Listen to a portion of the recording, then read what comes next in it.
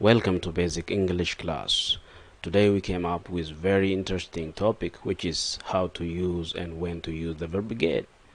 Knowing when and where to use the verb get will make you perfect and sound native speakers. Baga gara kutaa Ingiliffaa dhuftan. Arra kan ilaaluuf deemnu jecha yookiin verbii Ingiliffaa keessaa tokko kan ta'e kan waa'ee isaa yoo baratan hanga irraa Ingiliffaan kanaaf naagaluu dide akka jettan isin taasisu ilaaluuf deemna. Kan biraa chaanala kanaaf haaraa yoo taatan Basic English OC jedhaa seentanii subscribe gochuudhaan maatii ta'uu ni dandeessu. Viidiyoon yoo isinitti tole immoo like fi share gochuudhaan namoota biraatiifis qoqqoodaa amma gara barumsaa haaseenu. Alright. As I tried to mention from the very beginning of this video, today we're going to be looking at uses of get in English. How and when do we use the word get in our daily communication? Akkuma jalqaba irratti tuquuf yaale har'a kan ilaallu waa'ee itti fayyadama getiti. Haasawaa keenya kan guyyaa guyyatti goonu keessatti jechi yookiin verbiin get jedhamtu iddoo guddaa qabdi jechuudha. What can get mean in the first place? We can see the verb get in two ways. Get as independent verb and get as phrasal verb. Do you have any idea what phrasal verb is? Great. Phrasal verb is a combination of two or three words from different grammatical category to form single semantic unit. Kan jechuu barbaanne asirratti geetiin karaa lamaan tajaajila kan nu dandeessi. Tokkoffaan as independent verb kan jennuun jecha yookiin verbiin get jedhamtu kophaa isittiif dandeessee hiikaa yookiin tajaajila adda addaa isiin nu kennitu haasawaa keenya guyyaa guyyatti jechuudha. Inni lammaffaa geetii akka phrasal verbitti. Phrasal verb jechuun jecha Ingiliffaadha kan jecha lamarraa ijaaramee hiikaa tokko kennu jechuudha. Fakkeenyaaf jecha get jedhamtu sanatti out yoo idaane get out ta'a. Bahi jechuudha. Jecha get jedhamtu sanatti in yoo dabale get in jaa. Yeruma hundaa'u jecha lamarraa jechi uumamu phrasal verb jedhama. So today we're going to be focusing get as independent verb. The verb get is well known and has different meanings and uses. The most common meaning of get are like the following. Kanaaf arra kan irratti xiyyeeffannu geetii akka independent verbii yookiin immoo kophaa isii if dandeessee tajaajila isiin kan nu dandeessu ilaallaa jechuudha. Akka phrasal verbii osoo hin taane akka kophaa isitti dhaabbattee hiikaalee fi tajaajila isiin kan nu dandeessu takka takkaan kan ilaallu ta'a jechuudha. Before we get started, we should know the following things first. As long as we are talking about the verb get, we need to have some background information about the verb. Verb is a word used to describe an action, state, or occurrence. Verb can be divided into two in English: regular and irregular verb. Regular verb is a verb that take ed at the end to talk about the past. However, irregular verb is a verb that change its form from time to time, like you see.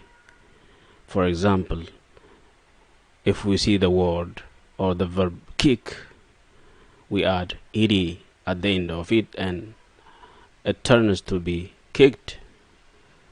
So we use kicked when we talk about the past, and we use kick when we talk about the present.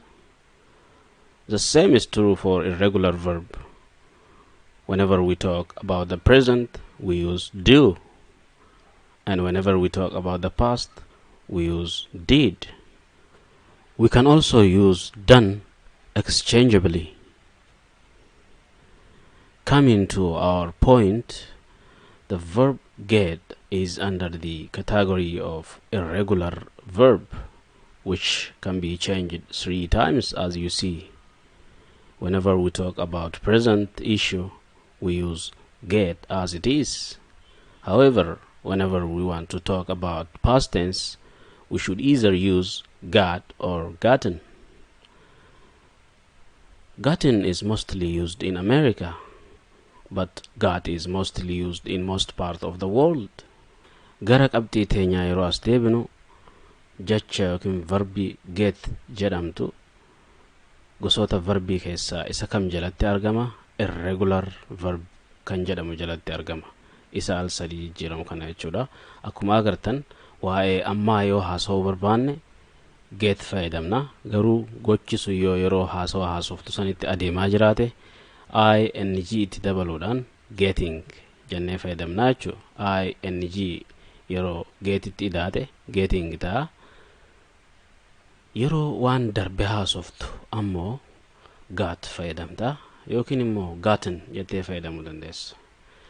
Garaagarummaan got fi gotten kan jedhu waa'ee darbe yeroo haasawan Amerikaanonni gotten kan jedhu fayyadamanii jechuudha. Garuu got kan jedhu hedduminaan iddoo addunyaarra jirtu hundatti waa'ee darbe yeroo haasofnu jecha get itti fayyadamne yookiin verbii get itti fayyadamne waan darbe yeroo haasofnu got jennee fayyadamna. Having said so, now let us see the uses of get one by one. The first one is obtain. The verb get can be used as an obtain. For example, I need to get some money. Amma gara itti fayyadama geetii dhufnee jirra. Jechi get jettu hiika obtain jettuuf keessaa qabdi. Tokkoffaan jechuudha. Obtain jechuun argachuu, qabaachuu, fudhachuu waan jedhuuf keessaa qabataa jechuudha. Akka fakkeenyatti hiikaan jecha kanaa maali? I need to get some money. Maallaqa hamma tokko argachuu na barbaachisa jedha. Ati aanu, can you get some paper from the table? Teebilii yookiin kursii achi jirtu tanarraa waraqaa naa fiddaa jettee yeroo gaafattu geetii fayyadamtaa jechuudha. Ammas go and get him. Deemii qabi nama tokko kan fiigaa jiru ta'uu danda'a. Deemii qabi jettee qabii fidii jettee yoo nama ergitu go and get him yookiin ijoollee si duraa fiidu ta'uu danda'a. Go and get him jetta. Would you please get me that book? Nam tokko ergachuu barbaadde kitaaba sanaa kanni jechuudhaaf akkana jettee fayyadamta. Would you please get me that book? Afaan poolaa itti fayyadamtee maaloo isa jedhan san fayyadamtee kitaaba sanaa fiddaa jechuudha. Would you please get me that book? Again, you can also say that, what can I get you? Coffee or tea? Nam tokko keessummaa yeroo si bira dhufu maalin sii fida? Buna moo shaayii jettee yeroo gaafattu geetii fayyadamta ammas. What can I get you? Coffee or tea? Maalin sii fida jechuudha asirrattis. What can I get you? Coffee or tea? Buna moo shaayii barbaadda maalin sii fida jettee yeroo gaafattu get fayyadamta jechuudha. Number 2, we can also use the verb get instead of take. For example, she gets the train to work every day. She gets the train to work every day.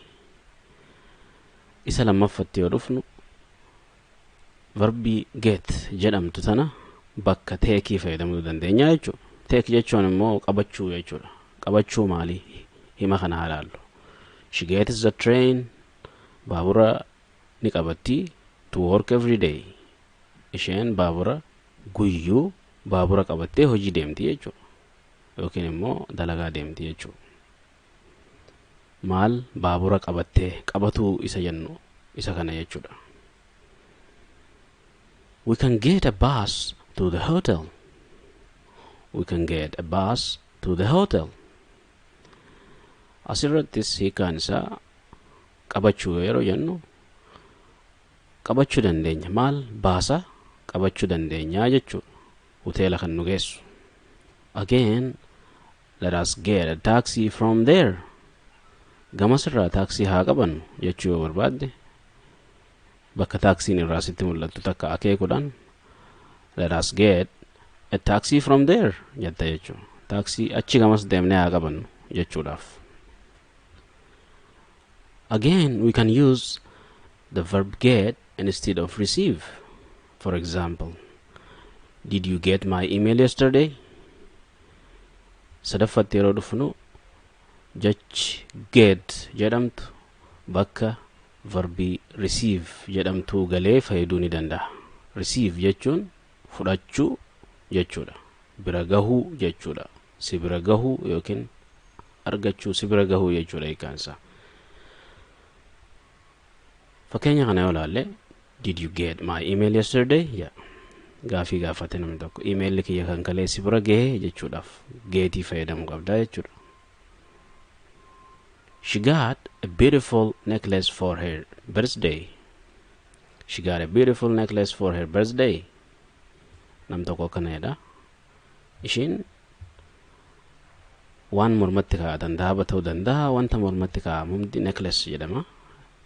Necklace yookiin wanta mormaa fudhattee jirti yookiin isii bira gahee jira jechuu kan guyyaa dhaloota isiitiif. Lastly, I got a lot of money from my father. Namni tokko immoo kana jedha. I got a lot of money, maallaqa hedduudhaan fudhe yookiin na bira gahe from my father, abbaa kiyyarraa jechuudha. We can also use the verb get as buy or instead of buy. For example, we must get some milk. There isn't any left. We must get some milk. There isn't any left. Jecha get yookiin verbii get jedhu bakka buy fayyadamuu dandeenya. Buy jechuun immoo bituu jechuudha. Fakkeenya jalqabaa ilaalu. We must get some milk. Aannan bituu qabna jechuudha. Aannan bituu qabna. There isn't any left. Takka illee hin hafne jechuudha. Shall we get some fruit too? Magaalaa keessa baatee yookiin suuqa baatee yeroo abittu nam lama wajji wanta akka yoo irraanfattu yookiin immoo firiilee yookiin immoo wanta kuduraa yoo irraanfattu akkasuma firiilee illee binnu jechuudha. Two jechuun tuun double o yoo taate wanti isiin agarsiistu akkasumas jechuu agarsiisti jechuudha. Waan biraa bittee wanta akka dabalataan bituu barbaadde, shall we get some fruit too? Waan biraa binne ammallee kuduraalee illee binnu jettee yoo gaafatu barbaadde. Jecha fruit jedhu baastee waan biraa fayyadamuu dandeessaa jechuudha. Why don't we get something to eat? Why don't we get something to eat? Maaliif wanta akka kanyaannu bitannesa jettee yeroo gaafattu verbii geetii fayyadamuu qabdaa jechuudha. Again, I will get you a brand new car. I will get you a brand new car. Nam tokko makiinaa haaraan sii bita modeela haaroo jettee yeroo yookiin wama takka siif hin bita jettee yeroo dubbistu geetii fayyadamta ammas. I will get you a brand new jechuun haaroo jechuudha. Kaariin makiinaa dha beektanii. So I will get you a brand new car. Makiinaa haaraan sii bita, dahabaan sii bita, maaliin sii bita jettee yeroo fayyadamtu geetii fayyadamuu dandeessaa jechuudha. Jecha biraa baay'ee fi kana itti dhiifte. Number 5, we can also use the verb get instead of become. Become. For example, it is getting colder. Put on your jacket. Verbi geetii asittis fayyadamuu dandeenya akka becometti yookiin immoo hiika become yookiin wanti takka tahaa jiraachuu agarsiistu akkasittis fayyadamuu dandeenya. Fakkeenya wajjin ilaalu. It is getting colder. Qabbanaawaa jira jechuudha ammasitti. Gochi sun itti jiraatu agarsiisa jechuudha. Geetumaatu getting ta'ee jechuudha. Wanti sun waan itti jiruuf amma qabbanaawaa jira yookiin qorraa jira.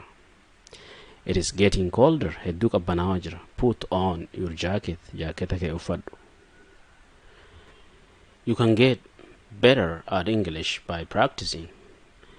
You can get better at English by practicing. Ingiliffaa shaakaluudhaan jechuudha. Practice godhuudhaan you can get better. Hedduu wayyooftaa jechuudha. Jijjiirama fiddaa jechuudha. Practice godhuudhaan yookiin immoo shaakaluudhaan. You are getting older. You're getting older. You're getting older. hedduu dulloomu jirta yookiin umriin si deemu jirti jechuudha. You're getting fat. Hedduu furdatu jirta yookiin furdataa jirta. It is getting late. It is getting late. Halkanaawaa jira. Halkan deemaa jira yookiin halkanaa'u jira jechuudha.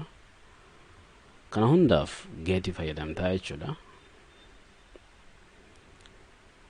Life is getting expensive. Jireenyi hedduu qaalawaa jira jettee fayyadamuufis geetuma fayyadamta. Life is getting very expensive. Jireenyi hedduu qaalawaa jira. It is getting dark. Dukkanaawaa jira. It is getting white. Addaachaa jira. You are getting black. Gurraachomaa jirta. Again, we can also use the verb get as arrive. For example, they left at 4:30 and I got home at 5:30. Fakkeenya jalqabaa jecha get jettu akka arrive yookiin immoo akka bakka san gahuudha, iddoo tokko gahuu ibsachuudhaaf yookiin waa'ee bakka takka gahuu haasa'uudhaaf kan nu gargaaru. Fakkeenyaaf they left at 4:30, isaan kan deeman 4:50 and I got home at 5:30. Ani immoo mana kan hin gahe 5:00 mana gahuu agarsiisuudhaaf, iddoo tokko gahuu agarsiisuudhaaf got yookiin gatiin get irraa dhufte waan darbe haasa'u jirra akka jalqabarra ibsinetti jechuudha. When do you think you will get here or maybe there jechuu dandeessa. Nama tokko yeroo gaafattu when do you think you will get there jettee yeroo gaafattu yoom achi gaa jettee yaadda, yoom as gaa jettee yaadda jettee yeroo gaafattu get fayyadamta ammas. Call me when you get there or call me when you get home. Naaf bilbili yeroo mana geessu jettee nam tokko yeroo dubbistu get fayyadamta ammas. Did you get there? Achi geesse bilbilaan nama tokko yeroo dubbistu iddoo waliin beektan takka achi geesse jechuu yoo barbaaddu did you get there? Did you get there? Number 7. We can also use the verb get instead of understand. For example, I didn't get what he said. Did you? Jecha yookiin verbii get jedhamtu itti fufuudhaan ammas akka siif gale moo siif hin galle yookiin wanti takka sii galuu ibsuudhaaf ni fayyaddi. Akka fakkeenya kanaatti I didn't get naaf hin galle what he said wanni inni jedhe. Did you? Siif gale ati. He got the joke but I didn't. Nama tokkotu nama kaanii maal jedha? He got the joke. Qosaan sun isaaf galtee jirti.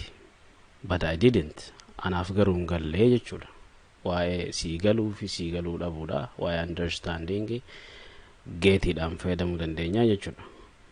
Kan itti aanu did you get what I said? Wani nan jee sii galte jettee nama gaafatu yoo barbaadde akkana jettee gaafata. Did you get what I said? Did you get what I said? Wani nan jee sii galte. Don't get me wrong. Don't get me wrong. Akkan taanetti nan fudhatin jechuudhaaf haran taanetti nan hubatin jechuu yoo barbaadde get fayyadamta ammas. Don't get me wrong. Lastly, the verb get has the same meaning as make something happen. For example, you should get your hair cut. It is really long. You should get your hair cut. It is really long. Inni xumuraa jechi yookiin verbiin get jedhamtu hiikaa akkamii qabaata? Akka gocha yookiin wanta takko namni godhu yookiin wanta godhu deemtu yookiin wanta akka godhi jettee namaaf ibsu yoo barbaaddu geetii fayyadamta. Fakkeenyaaf you should get your hair cut. Nam tokkotu nama tokkoon jedha. Nama rifeensi irra dheerate ilaale you should get your hair cut. Rifeensa kee ciradhu jechuudha hiikaan isaa. Rifeensa ciradhu jechuu yoo barbaadde geetii keessaa dhiisuun qabdu. You should get your hair cut. Rifeensa kee murachuu qabda yookiin murachuun dirqama. It is really long. Hedduu dheeraadha. Cuunfaa isaa yoo ilaallu arraan tana kan ilaalle waa'ee itti fayyadama geetiiti. Jechi geeti jettu hiikaa hedduu fi tajaajila hedduu kennuu akka dandeessu ilaallee jirra. Wanta akka obtain fakkeenyaaf jecha obtain jedhu bakka isaa buutee akka tajaajiltu, take yookiin receive kan jedhu bakka bu'uudhaan akka tajaajiltu, take jechuun immoo qabachuu yookiin meetroo qabachuu, baabura qabachuu maal kan jedhu ilaallee jirra. Receive kan jedhu ammallee wanta akka bira gahuu agarsiisuudhaaf geetii akka fayyadamnu ilaallee jirra. Kan biraa wanta akka bite hin binne waa'ee bittaa fi gurguraatii wal qabatee yeroo haasoftu geetii fayyadamuu akka dandeessu. Wanti takka jijjiiramaa jiraachuu yookiin become kan jedhu bakka isaa bu'uudhaan tajaajila akka kennitu. Ammallee shanaffarratti yookiin jahaffarratti kan ilaallee bakka takka gahuu, mana gahuu, achi gahuu kan jedhu wal qabsiisne arrive kan jettu kun hiikaa isa san qabdi. Torbaffarratti kan ilaallee understand wanta akkasii galee naaf hin galle dogoggoraan nan hubatin maal jenne hiikaa kana hunda akka qabu ilaallee jirra. Xumurarratti make something to happen wanta akka ta'u nama ajajuuf yoo barbaaddu akka fakkeenyaaf rifeensa ciradhu jechuu yoo barbaaddu jecha yookiin verbii get fayyadamuu akka dandeenyu ilaallee jirra jechuudha. So the upcoming topic will be about get as phrasal verb. Kutaan itti aantu waa'ee geetiidha akka phrasal verbitti isa tuqnee bira kunneessan jechuudha. Kana ilaallaa jechuu geetiin akka phrasal verbitti hiikaa hedduu qabaatu dandeessi. Kutaa itti aanu keessatti kan laallu ta'a. So if you have any question regarding the topic, write us down below under the comment section. This is the end of our class. Until next time, bye bye for now.